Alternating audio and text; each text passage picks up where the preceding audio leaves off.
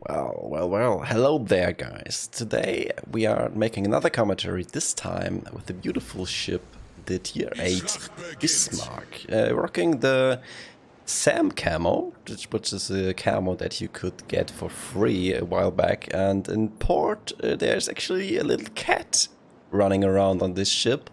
If you don't know the story, it's the unsinkable Sam. Basically a cat that survived 3 sinkings of warships. I think 2 British ones and 1 German one, which was the Bismarck. I'm not entirely sure which are the other ones. Probably people in the comments will tell me what the right ships were there. But yeah, we are rocking the secondary build. And it is, what's the matchmaking? All Tier 8, we're up against the carrier. Only 1 division each side, nothing too fancy, 2 DDGs each side. Pretty much your standard matchmaking, which you can basically expect playing a Tier 8 ship nowadays. And yeah, we're heading to the left flank. A lot of my ships actually spawn on the right flank. Which is, I'm not sure why that is. Maybe someone can tell me if that is just me, but I feel like sometimes Wargaming has these spawns where like a third of the enemy team or your team will be placed on one side, and like this is so weird because it's kind of like provides more games with Lemming trains where all your team or all the enemy team is at one side. So I'm not sure how good that is. Yeah, but we are heading to the left flank and yeah, spotting some enemy BBs, trying to play it a little bit more safe, going behind that island. I was thinking about shooting that guy, but we were too far behind the island already, so my shot would have hit the island. So yeah, we're playing it a little bit safe, going to the left flank, and the Cyclone symbol popped up. Yeah, that is a good thing, because like you want to be close to the Bismarck, especially when you're running the secondary build, as I am doing here. It's not the full 19-point secondary build captain yet, I'm working on that, but yeah, we're getting there. We have many secondaries and AFT, so that is already a pretty good investment in the secondaries, which are pretty good on German ships, and especially on the Bismarck, I think you can still use them. On the Kurfürst, for the other hand, I don't think the secondary build's that worth it. I mean, you can make it work, but I had more fun and more success with the, you know, tank build, like fire prevention, stuff like that, so you can take that as you will. Taking some more post shots at those BBs over there. I think I took too much lead on that morning. Yeah, we definitely took too much lead there. So yeah, they are all running away from this flank, it appears. They are already all going in the middle. I don't know why that is.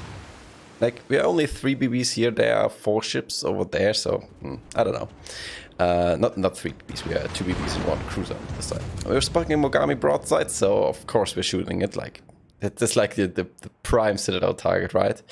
But unfortunately, RNG says otherwise, and we only get 2 weapons and 1 pen. Like, well, sometimes RNG gives, sometimes RNG takes, especially in the Bismarck, where, you know, like RNG is your friend or your foe.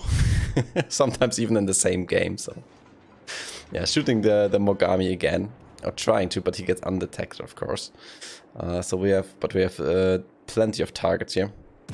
Shooting Bismarck, and yeah, of course, as soon as we shoot, the Mogami gets spotted again. But yeah, what can we do? That's how it goes. You shoot your barrels, you unload your guns in a battleship, and the cruiser that you were aiming in before, it pops up again. You are like, oh no, I wanted to shoot you. I was waiting for you, but not this time, I guess. Not this time. More pot shots. I really want to get closer. But like, we can't really do that. Like, they have like 3 to 4 ships over there. If I would push in there, we would die pretty quickly. And I still don't know where every DD of the enemy team is. Like, we know that one DD of the enemy team is already dead, but I think the last DD was not spotted. Trying to get some more shots on that Mogami, but the only gun ready was that front gun that was already behind the island, so didn't go over that. At this point, though, the enemy ships are behind that island that could shoot us right now. So if we turn now in and try to get closer that way, we can turn our guns to the other side, shoot those cruisers, the Cleveland and the Amalfi, that are on top, and be angled against the battleships. So I'm trying to do that right now. Still don't know where the other DD is. Huh. We'll probably find out at some point. Shooting Cleveland, only taking pot shots so far. I haven't used my secondaries a single time so far, which is, you know, when you go for the secondary build, it feels so underwhelming that you can't use them because you can't get close enough. But that is also a thing. Like if you get too close too early with a secondary build, you tend to just die because, like, if you're too close and you're the only target for the enemy team, of course they will focus you. Like that's what teams do. You know, sometimes there's teamwork in this game. Try to finish off that Bismarck, but my shells won't land in time before the Graft Zeppelin finishes him off. So yeah, still trying to get closer. The whole enemy team appears to be on the east flank. And yeah, we still are trying to get closer, trying to get some pot shots in, trying to save our damage at least just a little bit. But like later down the line, that won't be a problem. Yeah, my team is all guarding the spawn point, or basically our base, which like this is one thing that I really don't like about like standard battle. So my front guns, they had a really good dispersion, but how was that a citadel? We hit his bow. I guess the Monarch citadel is quite far ahead. That was a great battle. But yeah, this is a kind of the thing that I don't really like about standard battles, because it's actually a valid tactic to sit back in your spawn and just defend it. And you actually tend to win games that way, like the standard battle ones. I really wish you could opt out of these battles or out of this game mode. I know a lot of people actually like this game mode, but I feel like this is just too much sitting back, not doing anything, and I personally just don't enjoy that gameplay or that style of game. So the Cyclone is slowly setting in. The detection range will get reduced to 8 kilometers in a few seconds, I guess. Still taking some pot shots on that Massachusetts. And I think soon we are in range to actually use our secondary build. Almost 8 minutes into the game, we will be able to do that. But since the Cyclone haven't reached us yet, completely that is, we will launch this spotter plane to get some pot shots on that Massachusetts. Not that. This is not a Massachusetts. This is a Monarch. Jesus, I can't speak today. But anyway. We are in secondary range. My secondaries are focused on that Massachusetts, and they should open up. There you go. Carrier spotted us, and we are now playing the little AA minigame that Wargaming thinks is fun. He's showing us broadside. Let's see if we can get some, maybe citadels or some damage. We will see, we will see. Carrier luckily doesn't get too much damage on us. He's still trying to get a little bit more closer. Cleveland gets spotted. He is actually angling away, and since Cleveland is so low armored, I think that is actually kind of a mistake, because like this way it's easier to actually get citadel, and at least in my opinion. And yeah, there we go. We only hit 2 shells, but one of them is a citadel. Maybe we got just lucky, or we overmatched his back. I'm actually not entirely sure, because I got unspotted before my shells could land. But yeah, that Massachusetts is about to die because he's pushing into my entire team right now. So Operation guarding the base is actually working this time. And yeah, the Cyclone is now at full swing with 8 kilometers detection range. So we see there's the Vladivostok, like we see that on the mini-map. This is actually really important in Cyclones. You always want to look at the minimap and actually use the minimap circle that you can see there, that will tell you where your guns will, or almost like tells you where your shells will land, even if you don't have a lock-on the target. So yeah, use the minimap, guys, it is important. So we're pushing in. See that there's a North Carolina and Vladivostok pushing in, and we are a secondary, like, brawling battleship, so of course we're going in and trying to do that. That's why I actually activate my Hydro, so maybe we can spot that Vladivostok behind that island, because I suspect him be behind that island. Still detected by planes. On the minimap right now we actually see that there's a Monarch pushing in, but I didn't see that while playing this game, so we're kind of pushing into crossfire, which is a mistake on my part. But we will get away quite fine because the enemy is not really focusing me. I think that is down to the fact that, we have so much team presence here actually. That's also the reason why this North Carolina is not shooting me, I think. So we want to focus him down because right now, as I said, we are in a crossfire between that Monarch and the North Carolina. And if we would push further right now, we would actually like make our chances worse, because we would show broader then to the Vladivostok if we push past that island. So I slow down, try to finish off together with my teammates that North Carolina as fast as possible. Yeah, I'm not sure why he's not aiming at me. Maybe he has some more better targets, but my secondaries will have some fun with him, so I don't care too much. I have an eye on that Vladivostok all the time with my Hydro. And will be aware if he pushes around that corner to angle against him. But right now we only need to angle against that North Carolina and that Monarch. That luckily also doesn't shoot us. Yeah, he's shooting the Sashi, I think? No, I don't know who he's shooting actually. Yeah, so yeah, Vladivostok is pushing a little bit. Let's tell him don't push past that, please. Because if you would do here, that would have my broadside. But as soon as this North Carolina is dead, yeah, thank you, Mr. Asashi, we can push a little bit more.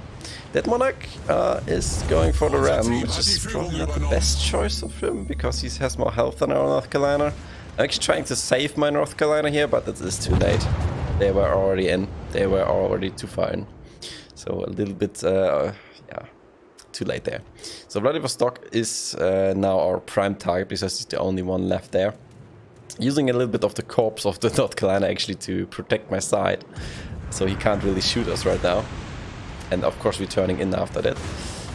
But our angle's not quite that good, so we still take 8 there, 8k.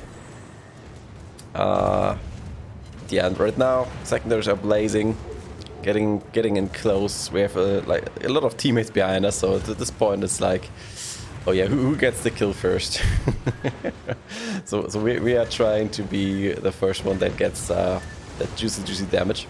I'm actually not sure why that Vladivostok is not aiming at me this time. I think he wants to, but he spots the Asashi, which is of course, I guess, a bigger target at him. But that means we can get to the side and, oh yes, get all those juicy citadels. Asashi didn't even have time to kill him. We were too fast. We were too fast. I guess he could have done more damage to us if he would have turned his guns towards me. But I guess we got lucky that people don't aim at us this game. Which is kind of a theme for this commentary. But I mean, I'm not complaining. I'm not complaining. We're up already to 221 secondaries and 183k damage. And yeah, right now we basically killed all the enemies that were really close to each other. And this is kind of a downside on like Cyclone games. If you're too far away from the enemy, you are just sailing, and you can't really do anything. Even in a battleship that theoretically has this range, because no one is actually spotting anybody right now. So we are again at the quest to get closer. And we see more enemies on the minimap because our Amalfi is actually spotting them. If you haven't seen it earlier, by the way, the Amalfi actually killed one of our GDs, like our team killed him. Chicago is going in for the drop. At this point, I'm actually not too afraid about this drop, and I can't really evade them anyway, so might as well push in. Get a little bit more adrenaline rush. So to get better reload, trying to use the minimap circle actually to shoot that Chapayev right now. On the minimap we actually spotted Shikaku. I didn't see that well in game again. I guess I need to do a little bit on my awareness, focusing the secondaries on the Shikaku though, to get at least a little bit damage while my guns are reloading. But he's of course trying to get away from us. and Shikaku's starting at G8, CVs are getting really fast, so yeah, he's gone again. He's gone again. He's trying to drop us again and do some damage to stay alive as long as possible, of course. I can't blame it too much for that. But he doesn't have full squadrons. I guess he lost a lot of of his planes against my cruisers. But those are just assumptions. But yeah, I kind of want to get over 200k because we accumulated so much damage while just like running behind the enemy and blapping that Vladivostok earlier, or as like I tried. I like to call it the Vladivostoks, but I mean maybe that's just me. Anyway, chasing that Shokaku, but he's faster than us, so using the minimap circle again, trying to get some hits on him. Which is not the easiest thing to do in the world, but we get one hit. I'll call this a win. I'll call this a win. Shooting on some planes here. And yeah, you can see he is desperately trying to do some damage with his planes. Those are not full squadrons. Cleveland's is getting taken down, and the only thing left is now the carrier. So again, trying to get behind him and getting to that juicy 200k damage. I think we can do that. I think we can do that because the Cyclone is now going away. Spotting range is up to 23 kilometers already again. And the carrier, our carrier, is coming in, so he will be spotting him quite soon. And there you go, there's the carrier. Farming some more damage. I'm actually heading towards now that island in front of me, because I want to get my backguns firing and all my secondaries on him. I don't really care about these planes again, because like he can't kill me that fast, and he's the last one in their team. And getting a little bit more adrenaline rush is not too bad, I think. So focusing secondaries and all my guns on him. And I think actually I will ground on this island, because I thought this guy would die faster than I would ground on this island, but I made the mistake of miscalculating that. But we have a lot of secondaries still in the air, and they actually, yeah, they get him. They actually get him. So we are ending this game with over 200k damage, 219k almost, in fact. 9,000 XP, 2,561 base XP, 25 planes shot down. Yeah, we did a lot of damage. We didn't tank as much, only 1.1 million potential damage. That is not too bad, but also not that good. But we still tanked like 87k damage. Like, I'll guess that's okay. Guess that's okay. With the first win of the day bonus and some other multipliers, we also end up with 221k credits that we made out of this game. And yeah, I hope you liked this commentary again. And yeah, I'll see you in the next patch, in the next game, next commentary. Have a great rest of your day, guys, and I hope to see you again, Captains. Bye.